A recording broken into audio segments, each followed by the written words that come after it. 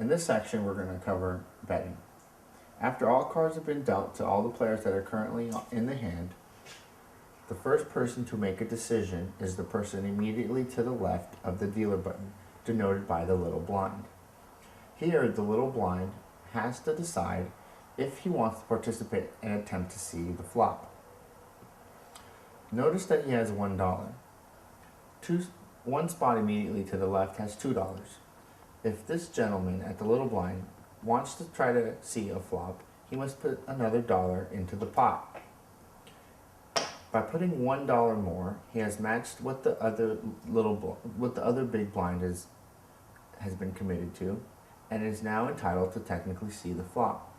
The reason I mention technically is because at any given event, any of the consecutive following players has the ability to make a raise. A raise is considered an additional amount other than what was already in the pot. The following player after the little blind is committed is the big blind. The following player after the big blind has now another option. His option will be either he can fold his cards away because he does not like his cards, therefore not being committed to this pot, and will wait for the next hand, or he may place $2 into the pot and hope to see a flop, assuming no one raises it, or he may decide to raise the pot. In this example, player 3 is going to fold his cards, so he simply just throws them into the muck and the cards are thrown away.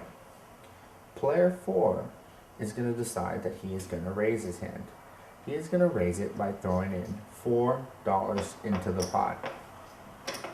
A raise must be at least double what the big blind is. In this example, the big blind was $2. The raise was made to $4. Now the action goes back to the dealer button. The dealer button at this moment has no money and is not committed into this pot. After he looks at his cards, he will decide if he wants to A. fold his cards, B. call the $4 now to see a flop, or make another raise himself.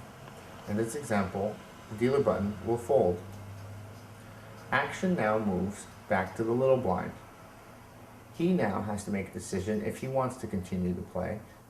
He will have to either A. add another $2 to this pot to complete the bet, or he too may fold and only risk losing $2, or he may say he may raise it by raising it up to a minimum of 8. In these both examples, players 2 and 3 are going to decide to just call, meaning they're matching the $4 bet and they will see a flop together.